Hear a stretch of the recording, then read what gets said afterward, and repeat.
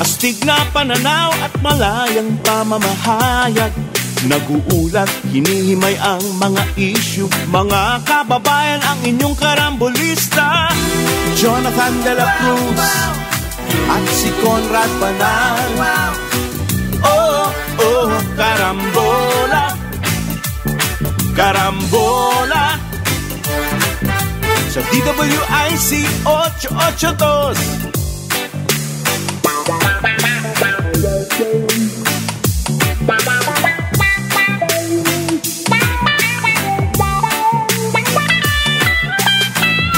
Kaya tumutok na at huwag bibitaw.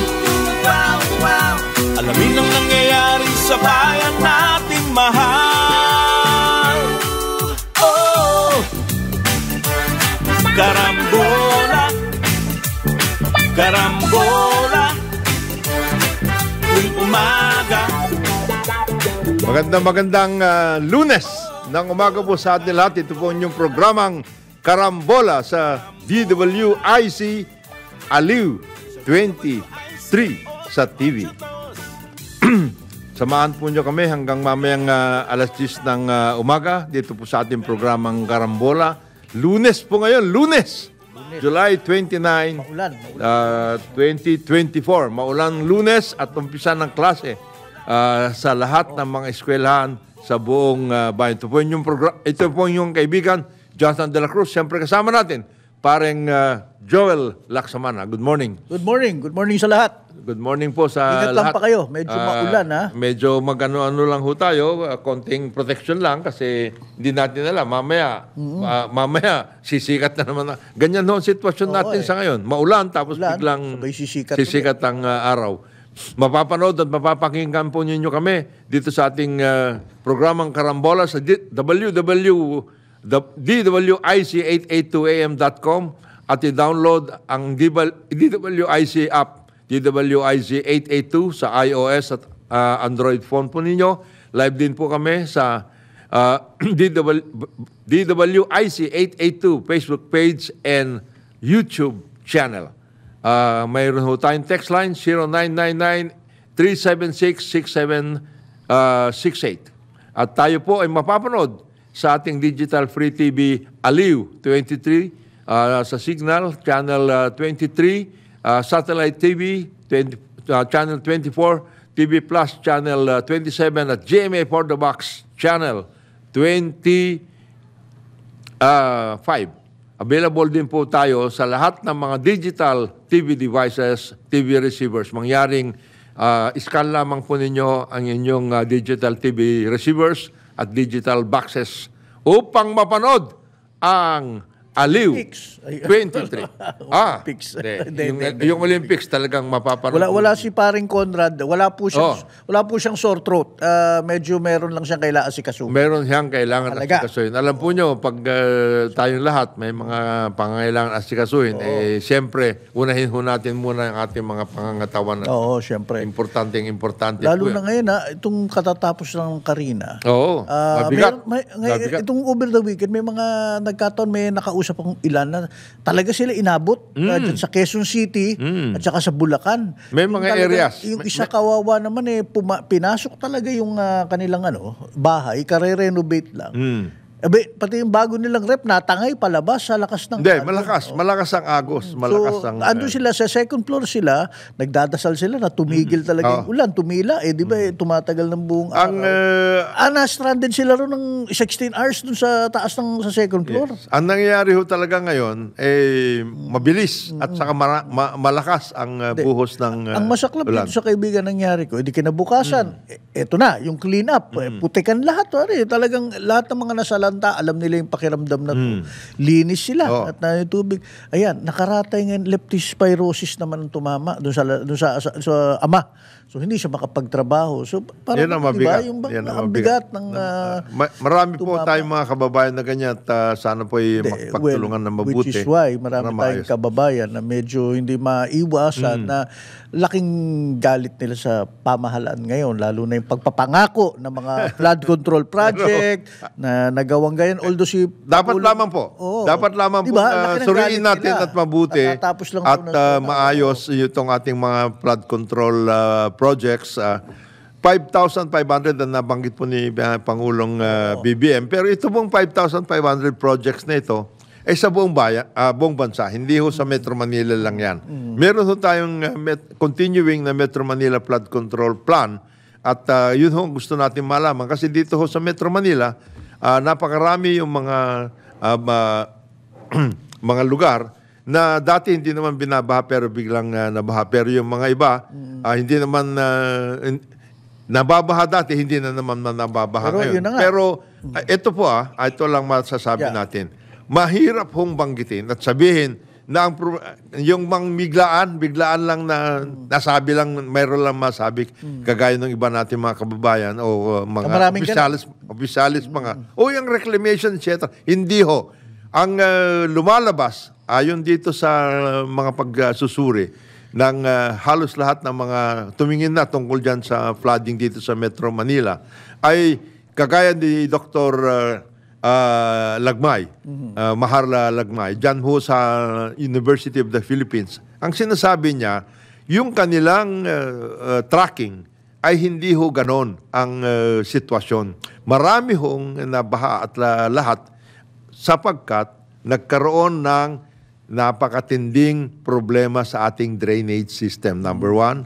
At number 2, napakarami pong mga nabuwal o kaya nag-construction, etc. na hindi ho nila naayos yung kanilang mga dinadaanan. At syempre, kung yung ating drainage system, kasama na dyan yung mga spillway, kasi meron ho tayong napindan channel at lahat, na hindi na ilalabas, ay talaga magkakaroon tayo ng malaking problema. Yung mga nilikha talagang spillway, dati sasaluhin yan dapat ang excess, yung sobrang tubig, lalabas. Tapos, ang carrying capacity po ng ating mga water reservoir, kagaya ng Laguna, at lahat, talagang mababa na. Napakatindi. Ngayon, hindi ho natin sinasabi na yung sa reclamation ay baka wala naman. Iimbestigahan daw. Iimbestigahan nga. Ngayon, ang importante pong malaman natin, ito pong mga reclamation projects na ito, gaya ng palagi natin nababanggit, ay dumaan po ito sa pagsusuri. Kaya nga, doon sa 20 na nag-apply o pinag-applyan na reclamation projects along Manila Bay. Manila Bay po ay hindi lamang dito sa Manila nakikita natin, hanggang din po sa Bataan at hanggang din po hanggang dito po sa Cavite. Yan po ang hindi lang yung natatanong pag dumadaan ka sa Ross Boulevard. Hindi yun.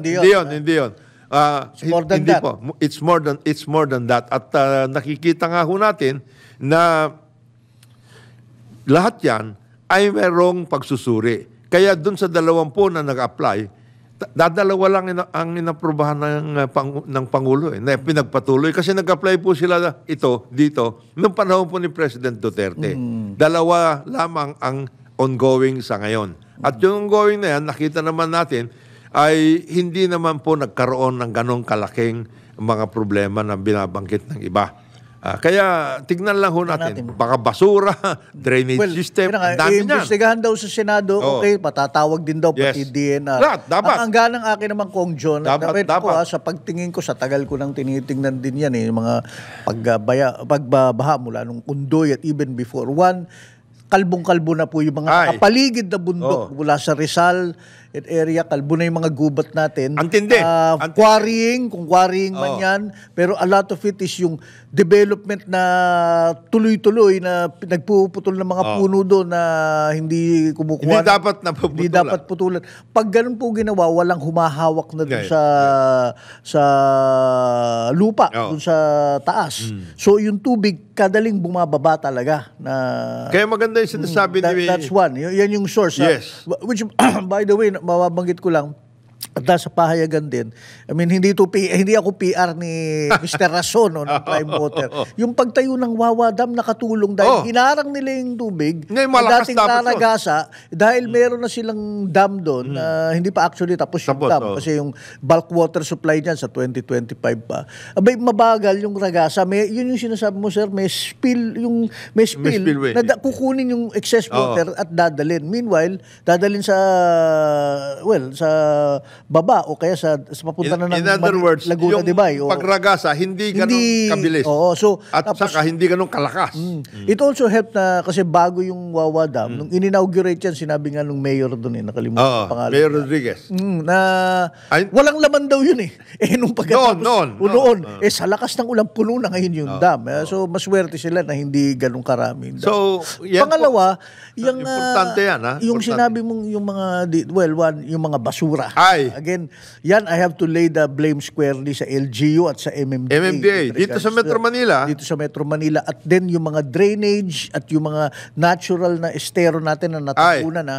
Again, LGU at MMDA yan. Which brings me to one thing, sir.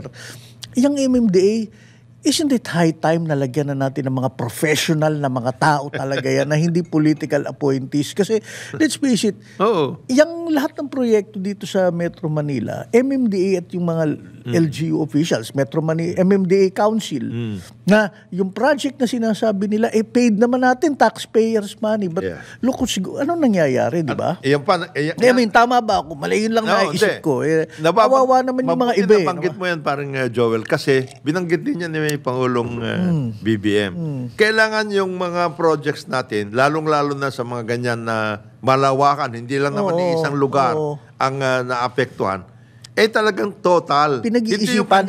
At saka hindi kanya-kanya. Piecemeal Yun ang nangyayari, piecemeal. Ito lang, tiga dito ako, ito lang muna titignan ko. Yan lang ang titignan niya. Mali Dapat talagang totoong workout. Tapos, ang isang nagiging, yun na lang, sabi ni Pangulong BBM, napaka-importante po nun. Dapat, siguro, yung sinasabi natin nung isang linggo, yung bang original, plan. Ito yung ito yung river systems, ito yung mga estero, ito yung mga daluyan ng tubig dati. I-overlay mo yung kasalukuyan. Ano itsura ngayon? Ano itsura sa ngayon? Diyan natin makikita. Tapos dyan mula, kasi importante yan dahil discuss natin to last week. Hindi naman nabaha yung buong Metro Manila. Mga ilang lugar. Doon may bakit ganun? Yung targeted na natin, saan yung problema, di ba? Anong problema? Halimbawa na lang. Dito sa Pasig, alin dyan yung areas na nabaha? Kagayan, Bagong Ilog. Talagang, kung Bagong Ilog, ibig sabihin may dating ilog doon, meron daluyan yon. Anong nangyari doon sa ilog na yun? Nag-iba ba ng lugar or lahat? Kasi kagaya sa... nung Ondoy, yung Marikina nagtagal ang tubig dyan. Talagang pero ang bilis din ng labas. Mataas nga, pero mabilis ang labas. Nakikita mo yung nangyari. Doon naman sa Nabotas, kaya nagkaroon ng problema kasi nawasak yung floodgate. Yan pa. Yung barge na yan. Yung pang isang problema parang Joel, ang hindi naintindihan din minsan ng ating mga ibang opisyalis at kababayan, yung bang surge, may surge yung galing sa dagat. Right. May papasok. Papasok yan, babalik dun sa ilog, sa river. River natin. May surge, mayroong ganyan na nangyayari. Kaya tingnan po natin lahat ito at maganda na nagkakaroon ng pagtaya sa executive, public works, MMDA, LGU, sa lahat. At saka sa Senado, makita natin lahat po ito. Pag sinabi mo yung magandang ideya mong yun Kung Jonathan, yung dating plano ng drainage, lahat yan. I-overlay mo. Now, yan makikita na, but to tell you frankly, alam mo, sa totoo lang Kung Jonathan, makakakita lang yan professional engineers at planners. And then they sit and they discuss. Wala nang yung political yung considerations. Wag dyan sa amin, wag dito sa amin. May mga pinatira na ako rito. Pinagawa ko na dito yung culture. Hindi pwede kasi kung hindi, taon-taon ito nangyayari. Taon-taon, magkakasisiyan tayo ng magkakasisiyan. Wala mangyayari sa buhay natin. Diba? Oo. Granted, okay, binigyan mo na ng permit magpagawa ng ano dyan, ng mall dyan. Oo.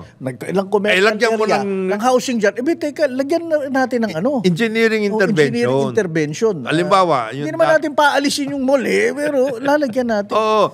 At saka yung mga iba, kagaya ng halimbawa lang, dyan sa, yan, ito, ginagawa yung Pasig River, Esplanade, lahat. Yung mga nakatira sa, gilid-gilid o kaya sa embankment ng Pasig River, talagang hindi na dapat nakatira ron. Dalhin natin sa ibang mga lugar. Yung mga halimbawa, ito, isa pa, sinasabi nila sa atin, paring Joel, yung carrying capacity ng Laguna Lake, yung lake natin, bumabaw na yan. Oo. Ang babaw na, in certain parts dyan 1 metro na lang yata. Yun na nga. At saka hindi lang. Ang nangyari, yung mga developers, local governments at lahat, kanya-kanya silang, alam mo ba na kung titignan mo ngayon, yan, isa pa, tignan natin lahat. Ano ba dating lawak nitong lawa na ito? Tignan mo, i-overlay mo yan. O nasaan na ngayon yung, ang dami ng mga development sa sa gilid ng lawa. Ayan ang ating sinasabi. Well, okay, yan sa lawa. Ako, papasok ako sa interior ng city. Ito mabuti na lang napag-usapan natin to. Kahapon, may sa mga bahay, may mga lakad-lakad kami. Ako may lakad ako, yung anak ko may lakad, yung misis ko may lakad dapat. Nagpa-parlor muna dito to sa Sukat, pare. Alam mo yung Elorde. Yung Elorde meron doon, yung Fourth gym. Estate ang tawag doon na isang lugar. Ngayon, nagpa-parlor siya, bumuhos ang ulan. I admit, traditionally, ang Fourth Estate na kasi lumulundo yan yung sukat na yan Pag ganun. Pero, hindi dati ganun kagrabe. Ngayon, umulan ng 30 minutes na malakas. Yari. Yung tubig, nando na, medyo abot na yung halos yung bintana ng sasakyan mo. Stranded siya. Hindi na siya nakapunta sa lakad niya. Isipin mo Ito namang misis ko, isinagasa yung sasakyan. Mabuti, hindi na lang tumirik, bro. Dahil sabi niya, ayokong abutan. Hindi, inabot na nga siya. Pero, yun ang takot ko. So, ibig sabihin, dati wala yun. Wala. Pero tinatanong ang yun. mga tao para bang resign na naku, napabayaan na yan kasi may esterong hinarang doon, may mga basura na, yun yung sinasabi ko sa yung container ba na may basura, meron nakaparada ron, patay yun. Pag dumating ang ulan, dala yung basura. Dala yun. Kanina lang may nadaanan ako doon naman sa may C5 extension, andun, punong-puno na yung container ba na bakal, Mayor Olivares, ano ba talaga strategy doon? Pagkatapos, pag umulan, tangay lahat, so andun na nakakalat siya sa C5. Umaga, wala pa yung maglilinis. So, barado yun. Barado yun. And I think, yun ang mga main lang dito dahilan So, LGU, MMDA, plus engineering intervention sa sana. Yan nga yung development. Yung development kung naglagay ka ng subdivision along Laguna, tapos yung Fourth Estate na lumaki na yun. And then nagkaroon ng malaking mall doon sa may katabi. May hotel doon, tapos puro commercial. Talagang palagay ko naharangan na yung natural spillway, so drainage na dating ginagawa. At saka yung Fourth Estate na yan dati, talagang parang kumbaga marshland. Tinambakan yan dyan sa Sukat. Inabot ko pa yung bata pa ako kasi kaibigan ng tatay ko si Flash Elorde, sports editor tatay ko. Dati bumabiyahe kami mula Pilam, pupunta dyan, parang biyahe na yun na probinsya. Pero puro talahib at tuktok yun. At tapos kaya nga, sabi nga ng tatay ko kay Manong Flash no na ang ganda ng pagbigawa sa farmland talaga. Little did Flash Elorde no na ganito mangyayari doon sa lugar. Although nandun pa rin yung Elorde Center, nandun pa rin. Pero yung sa likod niyan. Napaliligiran na siya talaga ng urban na blight. Ang dami nakatira ron. Ang dami. At yun, yung development na yan, walang kaplano-plano yun. Parang talagang yun. Wala. Basta tumira na lang at hindi na nila nabantayan. Kanya-kanyang parselan yun. Ng mga lupa. Kanya-kanya yun. And that's a microcosm na nangyari na sa buong Metro Manila. Nagkanya-kanya na. At yung LGU, pinabayaan naman dahil butante yung mga yan. At development yan. Taxes yan. Halimbawa, may mga gated subdivision. Meron. Okay yun. Nagkaroon. Pero sa labas, ayan na. Kanya-kanya na yan. Pumunta ka doon sa Silverio compound. Okay. Doon sa Sukat din yun. Sa Sukat din yun. Ang dami doon. ang daming... Kaya nangyari, may gated compounds, then napaliligiran siya parang kabutin. Well, shanties mga iba-iba Hindi, ang problema nga doon, gaya ng binabanggit natin na parang Joel, wala na nga kaplano-plano yun. Hindi kumuha siguro ng building permit yun Wala na yan. Siguro sasabihin ni Mayor Olivares, naku, ano magagawa ko? Yung mga tao itatapon talaga nila yung basura dyan sa kanto nila. So nilagay ko itong mga bakal na lalagyan para dito na lang nila itatapon. But that's a solution na it doesn't work now. Yan, diba? Sa sa Parañaque, Port State. Doon sa kabila, doon sa, di ba, mayroong BF at saka yung mga iba? Sa kabila yun. Sa kabila yun. Yun yung may SM. Pati Posadas Village. Ayun, Posadas Village. Antindi yan. At saka napapasukan na yan ng mga tubig ng So, true, nagbabaha rin doon. Ay, baha yun. Yung kahabaan ng Elizalde, yun. Dito naman sa bandang Taytay, lahat, etc. Ganun din. Kasi hanggang ngayon hindi ko alam kung ano nang nangyari doon sa Arende. Meron dyan dati na... sinasabi mo nasa dulo ng Manggahan Floodway. Tingnan natin. Yan ang sinasabi natin, dapat i-overlay. We haven't gotten news there. Wala. Yun nung una ko nakita yun. Kasi dinala namin ng tubig yun, ng Manila Water, ng mga linya ang daming tao dyan. Ang daming tao. Well, hiling ni President JP dati. Well, naisip ko noon, pagka ito nagbaha. Ayan, dala. Dahil saan manggagaling yung tubig? Yung galing sa Marikina River yan aagos, mapipilitang bumuhos sa Manggahan Floodway, sa spillway na marami ng tao sa gilid-gilid. All the way hanggang sa Arienda, sila yung huling tatamaan. Dito naman sa Malabon na Botas, talaga pong mababa talaga yan. Kung dinaanan pa yun na nawasak yung floodgates, di tapos. Papasok siguro ang main point natin dito, yun na nga, babalik tayo kung Jonathan yung sinasabi mo. Ano yung original plan ng Metro Manila? Tapos i-overlay mo, i-color code mo yan para makita. Nasaan to mga ito? Siguro, I have to admit, it's going to be a daunting task dahil definitely, yung mga lugar na binanggit natin at yung mga hindi natin nababanggit pa, ay iba na itsura ngayon. Iba sa drainage, spillway. Pati system, lahat yun. At saka, anong klaseng drainage yan? Kasi may mga areas, ito ba malaki? May mga areas malalaki yung kanal, yung drainage sa pagdating sa baba o yung iba lumiit. Ay di talagang pupulwak yun. That is our point. We have obviously, ito yung tinatanong ng mga tao, ano nangyari sa billions of pesos na, ano ba yung last count natin na magkano? 200 something billion. Nationwide po yun. Kung ginastos yan ng yung talagang organisado, yung merong di ba, organized, coordinated na plan, hindi yung kinanya-kanya nila na, tapos inauguration sila ng katakot. Ito, may ginawa kaming drainage na ganyang kaliit na may sinasalo siya ng malalaking drainage. Wala, patay talaga tayo. Kaya itong flood control, ito nga sinasabi, di ba, merong ngang turuan ngayon Sabi nila, ang flood control Metro Manila dapat MMDA, pero ang budget nasa DPWH. Ba't hindi kayo nag-uusap? Di ba? Yan lang naman ang sinasabi natin. Totoo yan. Ang trabaho ng MMDA, basically 3 or 4 lang Number 1, basura. Number 2, traffic. Number 3, yung flood control. Napaka, yan. At number 4, peace and order. Yan na. Kasama mo dapat yan ang mga iba't ibang agencies, lalong-lalo na ang LGU. Kasi ang LGU, lalong-lalo sa Metro Manila, pare, Joel, dito yung gusto nila sila. Hindi mo pwedeng basta-basta sila makikialaman. Na lang labanan ng Taguig versus Makati. Antindi na labanan yung LGU officials, gusto nila yung kanila. Huwag mo akong papakialaman. Pwede ba yun? Metro Manila, lahat ito, apektado tayo Pag nagkaroon ba ng flood, sinasabi, hindi, hanggang dito ka lang sa Marikina, huwag kang pumunta na dyan. Hindi naman ganun Lahat yun apektado So, hindi po pwede yung ganyan na sasabihin, hindi, ito lang. Kaya yung flood control, kaya binabanggit natin, 4 hanggang 5 lang maximum na ang trabaho ng MMDA na dapat coordinated with the LGU and other agencies.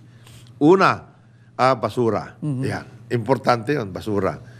Yan, yan. Number 2, traffic. Number 3, flood control. Number 4, peace and order.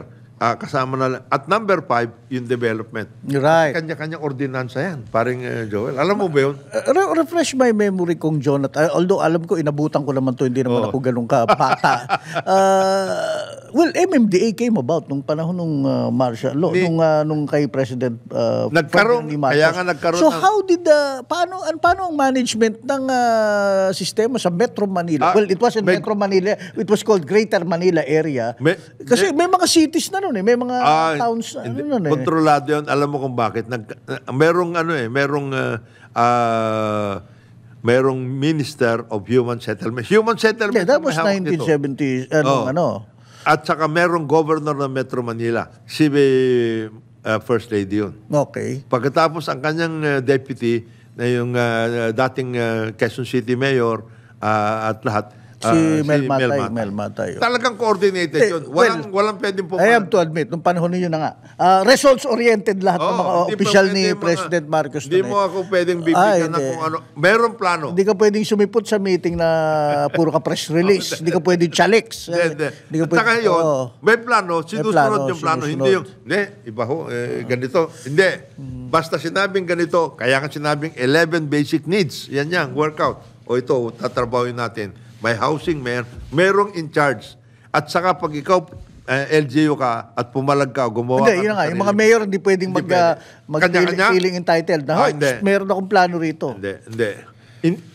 Mabuti nabanggit mo yung tungkol sa feeling entitled. Ganyan ang problema sa ngayon. Marami sa atin, because of the local government code, akala nila, sila. Hindi.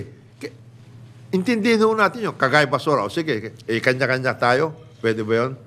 O sige, di kayo. Bahala kayo. Hindi nga.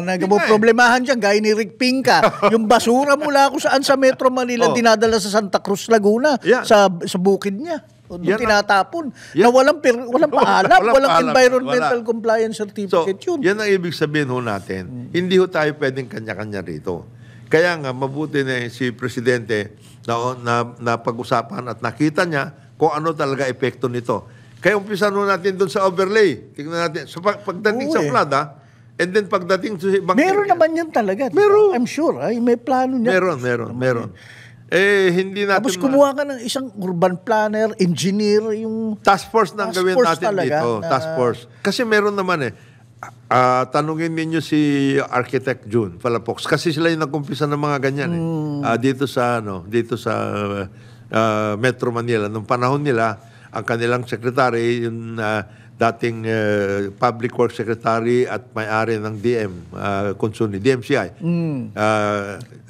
Secretary David Consuni. Magaling na secretary. Baka nandun pa sa mga filing cabinet pa ni Consuni office ng DMCI yan. Alam din ni Secretary Bunoan yan kasi matagal na rin siya dyan sa Public Works. So I'm sure he can elaborate and he can actually put yung overlay. Yan ang pwede niyang gawin kagad. Ang oras po natin, 8:31 na umaga, dito po sa ating programang Karambola sa DWIC.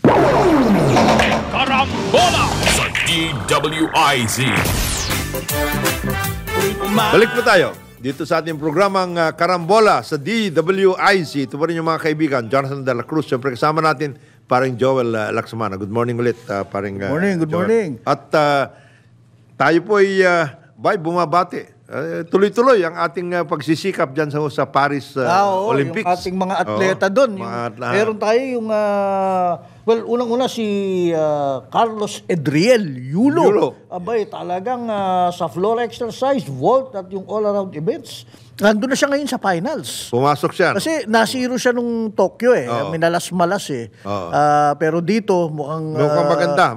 Sigido itong bata na talagang guminto. Of course, ang ginto, he cannot have that at will. But pinagsikapan niya talaga ito. Pag pinagswertihan natin, hopefully, pagdasal natin, nasa finals na siya. Nasa finals na si Kaloy. Itong rower natin, si Johnny Delgaco. Nakapasok, fight for another day. Ganun nangyari. nangyari kasi meron sila yung, ano ba tawag doon, repechage. Abay, nalos na, thrilling yung laban niya. Nakapasok. Sila. Ang tawag yan sa karera ng mahirap yan, yung rowing, yung sculls, para siyang may extra gear, kinta na ipasok niya. So, nanalo siya, thrilling. Hopefully, kasi tanggal na siya pero may repechage, yung may chance ka makapasok pa sa quarterfinals, nakapasok siya. O yun, pero sayang yung ating, ako, idolo ko to, si Sam Manantay, yung fencer natin. Yung fencer natin. 5-1 lang pala yun. In-upset niya yung Brazil. Ship mo nakapasok siya doon. Tapos ang kalaban niya ngayon, yung world champion. At saka yun ang, pero bakbakan sila. Ano yan? Nahirapan yung world champion sa kanya, yung Italy. Yung Italy na yun, ano yun siya ang presumptive na talagang siya mananalo. But muntik siyang talunin ni Sam. Matangkad Oo, matangkad. Pero si Sam talagang pusong Pinoy naman. Ang kawawa lang kay Sam kasi, may injury siya. At Pebrero lang niya nakapagseryosong training. At nakikita, iniinda niya talaga yung injury niya. Pero pusong Pinoy talagang. Makikita mo. At sinabi naman ni Sam na, may mga susunod pang World Championship at Hindi naman itong huli. Pero sayang nga, Sam. Pero tinalo niya yung Brazil. Matindi yun. At yung mga boxer natin, of course. Papasok. Hindi pa naman nagko-compete, pero... yan ang ating panalangin. Of course, si EJ Obiena, we're expected na magano. Tapos yung mga weightlifters din natin na maaring Speaking of Paris Olympics, hanip yung opening nila nung ceremony. Except yung tungkol doon sa ginawa ng lasa. Bago nun first of all, ang gustong-gusto ko, iniba nila yung, imbis na dati kasi, papasok ka sa stadium, tapos andun yung ceremonies, pati yung ilawan. This time, ginawa nila yung River Seine. Along the river. Daw, ito bro, alam mo, naiyak ako, dahil sabi ko, umuulan umuulan. Nagkaroon na maraming tapos may threat ng terrorism. Ganyan. Kaya mahirap yung ginawa. Pero aking kaya ako naiyak. Kung pinanonood ko yung Kong Jonat, sabi ko, pwede namin gawin sa Pasig River yan. Ganda, yun nga lang, sabi ko, hindi ba sila nagkaroon ng problema sa Sena Squatter, mga industrial? Talagang malawak yung easement. Ang laki ng easement. Hindi nila pwedeng lagyan. Isipin mo, maski na So, nagsayaw nag-perform si Lady Gaga tsaka yung mga can-can dancer sa banks. Sabi ko, pwede to dun sa may Mandaluyong at Pasig side Tapos may mga ilaw yung mga bahay natin doon. Hindi, Makati, Mandaluyong hindi ka pwede doon dahil yung nakita mo yung nakalagay doon na napakataas na hotel. Pabrika, tsaka hotel. Tapos yung hotel na hinarangan yung daan. Nako, sabi ko. Pero nakikita ko ngayon yung naintindihan ko na yung vision ni First Lady Lisa Marcos. But ma'am, malayo-layo yung ating nakita mo naman. May mga kaya nating gawin yan. Magprograma tayo doon. Within the term of President BBM. May mga portions na pwedeng pwede. Pero yung isang tuluyang mahaba. Pero okay lang. I can take it if we can do 2 kilometers. Hindi mag 2 kilometers tayong programa. Kasi meron naman pwedeng designate, kagaya niyan. Huwag na mag-away yung Makati at Taguig tungkol dun sa between Taguig and Makati. Kasi may area doon na maganda Meron na doon na ayos na at lahat. Huwag na mag-away. Yan pwedeng develop na yan. Kasi yun, ginawa nila. Nagkaroon sila ng opera, nagkaroon ng fashion show. Yung tulay na to, gustong-gusto ko yung tulay na yung Pont Neuf. Ginawa nila, di ba, expertise ng French yun, yung Cirque du Soleil ba yun? Yun, nagprograma sila doon, saka light show. Sabi ko, kayang-kaya sa Pasig yan. Kaya tama yung inumpisan nila doon sa Manila, Binondo area. Yan. Linisin lang. Tapos doon mo gawin yung yung climax ng programa. Yung isa sa mga tulay doon, lagyan mo ng stage. Pwede talaga. Meanwhile, yung kontrobersya naman nung sinabi. Ito, magiging controversial ako rito. I know you also have your feelings about this. Well, they wanted to do inclusion ng mga LGBTQ. So, they had that. But again, marami yung kaibigan didn't like it one bit. Tapos, but meron lang ako isang ipo-point out dito. Hindi po Last Supper yun. Yung Bacchanalian feast ni Dionysius and all that. Kasi may Greek Olympics.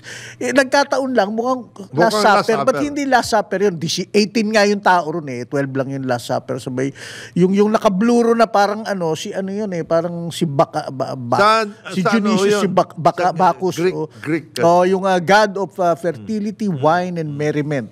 Bacchanalian feast. Medyo, give it to the French. Sila artistic Pero yun na nga, marami nasaktan ng mga Kristiyano, Katoliko daw. Na makiri daw yan. Pero hindi ho tungkol sa Last Supper. Hindi Last Supper po yun. So, now, yung masyado daw maraming drag queens at LGBTQ. Well, there you go. Nung several weeks ago, nagdebate na kami ni Kong Jonat dyan.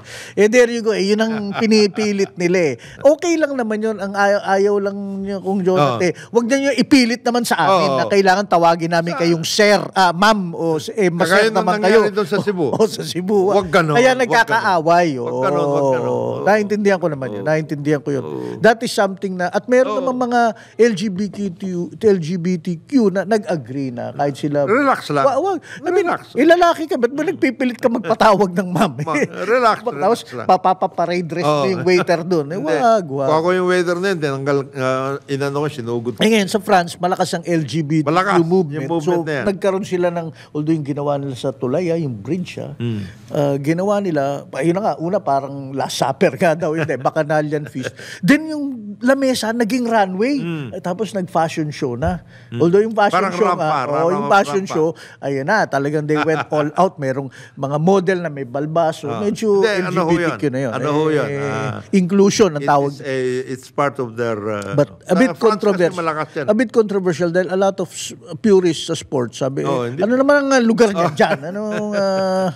I understand that. Malaking issue nga yung lalaki na yung LGBT, etc. Nakikipag sa sports ng babae. Yung mga ganun. Yeah, okay. Although stricto sila nun. Very strict. Well, another controversy by the way, nalaman ko lang dun. Yung French team pala may kontrobersya dahil, marami tayong kapatid na Muslim din. And I'm familiar with this kahit sa taekwondo pag nag-sports. Yung mga babae, naka-hijab. Yes. Pinagbawalan nila. Bawal daw kasi anything that promotes religion. Banatan yun. Because the other countries hindi pinagbabawal. Sa atin, hindi natin pinagbabawal yun dahil meron tayong Islam-oriented athletes. Tsaka nag-volleyball nga dito. Naka-hijab. Binawal nila. Gulo yan. Gulo. Right now, France is also in the midst of turmoil. Europe, basically. Meron silang... But anyway, yan yung sidelines. Hopefully, itong Paris Olympics mukhang masaya naman at yung mga atleta natin. Tsaka mukhang maraming pumunta. Maraming nanonood. At, the show nga lang, maganda kung maganda, pero disjointed. Hindi naman magaling ang French. Hindi naman sila Hollywood Culture sila at art. Pero yung smoothness na parang production na... iba rin sila.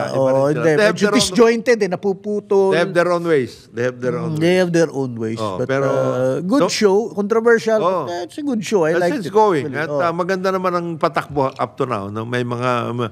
Pero inabot nga sila ng ulan. Doon sa fencing, magaling yung Hong Kong, Hindi, nagtaka ako. Medyo Ang fencing sa totoo lang, may chance talaga ang Asians tayo. Kaya natin. Kaya nga there's a big movement sa fencing dito sa... Hindi ko lang alam kung ano nangyari doon sa... Yung, di ba, nagkaroon tayo ng controversy, samang nag-represent sa si Maxine Esteban, nasa Ivory Coast. I cannot pronounce the country, basta alam ko Ivory Coast. Cote d'Ivoire. Na laglag kagad siya. First match pa lang. French yung kalaban niya. Champion din yun. Yung mga French at saka Italian, yan po yung yan yung mga talagang original nila yan mga pagdating po sa ganyan.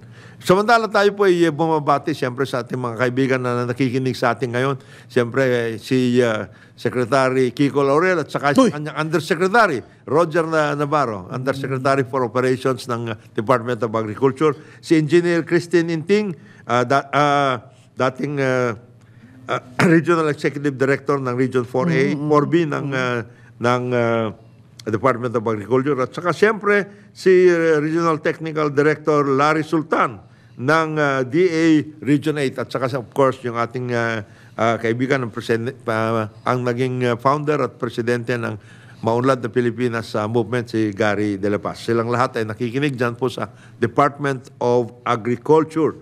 Siyempre, yung mga kaibigan natin, yung mga kaibigan natin sa Amerika, sa Las Vegas, si Ray at saka si Oga, maraming salamat. Nakikinig sila sa Las Vegas, Nevada. At siyempre, yung mga kaibigan din natin, si Jerry at saka si Art, yan po naman sa Tuguegarao sa Cagayan de Oro. Tuguegarao sa Cagayan. At si Norman sa Cagayan de Oro. Ito. Okay. Maraming salamat sa pakikinig po ninyo dito sa ating programang Karambola sa DWIC. We wish, we support and we wish luck kay bagong DepEd Secretary. Yes. Natatanaw natin ang kanyang opisina dito. Dyan. Ayan, si Secretary Sani Angara. Dahil pasukan ngayon. Baptism of fire niya ngayon. Yes. Pasukan. So may confirm na nasa... Madali i-confirm siya. Kasi there is really some kind of... Pero yun na nga, matindi challenge siya dahil may mga teacher na nag-request na i-postpone. Sabi niya, ituloy na. Although there are 900 plus schools na hindi makapagbukas. Dahil hindi talaga pwede magbukas doon. Dahil flooded nga yung doon sa 979 sites, mga eskwelahan. Pero tuloy-tuloy po tayo. 19 million students ang pumasok sa ngayon. Dami nun. Dami talaga. Iba-ibang tapos mga mobilized ang ating mga teachers at employees, so mga over 600. Almost 500,000. More than 500,000. So, good luck po. Tulungan-tulungan tayo. Yung mga nag-aayos ng trapiko, ayusin po natin sapagkat ayaw pa natin magkagulo, lalong-lalo na yung mga pumapasok at saka uwi mamaya. Kagaya niyan, kung makulim siyempre. Naku, kanina nga mahirap ang pasukan. Maaga akong umalis. Nagmotor ako. Although, meron akong panangga. Nakita ko na yung linya-linya na naman. Ang inaantay nila, tricycle. Palabas lang nung Better Living. Pagdating dun sa labas, nakaparada naman sa highway, dun sa, walang sakayan pa rin. Yung connectivity, galing ka sa loob. Sa loob. Papasok ka doon sa area na kung saan meron kang masasakyan na jeep o kaya yung point-to-point na diyan kagaya niyan sa Parañaque, point-to-point papunta Makati. Lalabas. So, grabe. Although yan medyo tumitila, mabuti na lang, abon lang siya. But you could see mga bata, first day of classes, excited. Pero okay na sila. Mukhang hindi naman dampened ang enthusiasm nila. Nakasuot sila ng mga panangga, plus payong go. Ano lang ho natin, tulungan natin ang ating mga mga tricycle, ilan lang ba sa kayo ng tricycle? Isa, dalawa. Yan ang isang huwag natin gagawin. Yung i-overload mo yung tricycle. Baka magka-aksidente po tayo. Sana hindi naman ganun ang mangyayari. Pero by and large, mukhang nakahanda naman po ang ating mga eskwela, mga teachers, yung facilities natin, maliban doon sa kung saan nagkaroon na evacuation at saka yung iba flooded areas pa. Maayos naman. Saka mga LGU, mukhang on the ball naman sila. Hindi lang sila gaano nakapag-ano ng brigada eskwela. Kasi meron brigada eskwela before 2 or 3 weeks. Maikli lang kasi. Wala, sandali lang Sandali lang ang break. Sandali lang yung break. Hindi na, ang atin we can make do talaga naman. Gawa na ng paraan. Ngayon, yung iba pong mga, kagaya niyan, sana itong mga nagbibigay ng scholarships at saka libreng mga tuition at lahat, i-announce po ninyo kasi may mga iba na nagtatanong, ano ba talaga ang ibig sabihin nitong libreng free education lalo na sa college level? Yan po ba tuition, kasama po ba lahat o ano ba? Ano bang paghahandaan ng mga magulang? Ang handa ba nila allowance na lang para makapasok mga bata o kailangan may paghandaan pa sila mga ibang mga bayarin dyan po sa loob ng mga eskwela. Kaya sana po maipaliwanag ng mabuti, lalong-lalo na siyempre kay Secretary Sani Angara, kay Chairman Pambansang Bigote, Chairman De Vera, Popoy De Vera. At saka sa mga state universities and colleges. And of course, marami rin parang Joel ang mga local universities and colleges. So, yan naman ay mga talagang tinututukan ng ating mga local government units Importante pong maintindihan natin kung ano talaga yung mga bayarin, number 1, ano mga obligasyon, number 2, para maintindihan din ng ating mga magulang kung ano naman ang kanilang paghahanda para sa kanilang mga nag-aaral na mga... Ano ba nangyayari ngayon? Kasi yung mga iba, nabibigla. Hanggang tuition lang po ba ito? Meron pa ba kung babayaran? Yung mga charges, mga ganon, ito, kailangan ayusin mo ito, may mga laboratory fees, mga ganong klase. Ipaliwanag na po natin. Kung ito ang kalakaran dito sa ganito. Walang gulatan. Walang gulatan. Kasi mahihirapan eh. Mahihirapan yung mga bata. Tapos, tuloy ba? Yan, isang tanong ng mga, lalong-lalo na sa elementarya, basic education. Tuloy po ba yung pakain? Ayan. Merong kasing mga meals dati. Dati, natatanda mo pa rin, Joel. Talking about the public school system. Public school system. So, kay squarely, it falls on Secretary Angaras. Public schools. Halimbawa, dati kasi, meron tayong mga kung natatanda mo, mayroon tayong tinapay. Di ba? Meron tayong binibigay sa mga estudyante at lahat. Meron din milk. Dati, claim nga tawag doon eh. Minaliktad na milk. Okay. Meron din. Yan ba, tuloy-tuloy ba yan? Meron bang ganyan na binibigay? Kasi sinasabi natin, merong feeding program ang ating mga public schools. Yan ba tuloy-tuloy? Budgeted sa DepEd to? Yes, budgeted sa DepEd. Yan ba mangyayari o hindi mangyayari? Kasi may mga iba, siyempre yung mga mayayaman mga LGUs, meron yun. Nagbibigay talaga sila ng In the brief time na sandali ako nanilbihan sa DepEd, kung nandun si Secretary Jesty Lapus, uso nun yung malunggay program. May bread sila. Right. At yun tinulak talaga ni Secretary Jing yun. Nutritious meals. Hindi ko lang alam kung kamusta na. At nangyari nun, the private sector came in full force. Kaya it was from pretty much the whole archipelago. Meron malunggay bread. I have to admit, it's an acquired taste. Ako siguro, sinful ang aking mga taste. Gusto ko malasa talaga. Pero sa nutritious talaga. Masarap. Meron na yun, tuloy-tuloy nga ngayon. Pandiko ko gaya ko, bro. Pandilimun yun. May mga bakeries na meron sa Marikina, Mayor Marcy, Teodoro. Palagay ko, yan ang Pero yun na nga, yun ang ibig mo sabihin. May pinamimigay ka dyan. Ang sarap ng mga ganyan nila. Nang galing mga pandi-pandisal at lahat. May yung mga ban. At magandang... Kaya, yun po So, I remember that. So, hopefully, meron pa rin ngayon. Kaya una, dahil nga umuulan at lahat, papapasokin ba ninyo kung hindi na yung kanyang uniforme? Baka pwede. O kaya, yung mga biglaan na bayarin.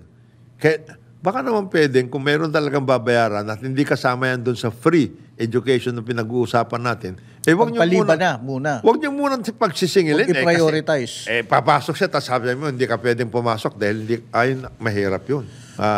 Tapos pagkain, yung mga meals, meron ba yan? Workout. Uniforme. Kasi yung mga local government units, parang Joel, meron what we call special education fund. So, saan yun din nagagamit yung special education fund na yan para maintindihan?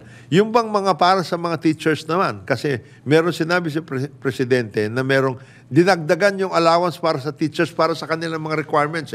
May mga chalk, may mga teaching materials, etc. Sila naghahanda nun. So, naibigay ba yung mga ganong klase?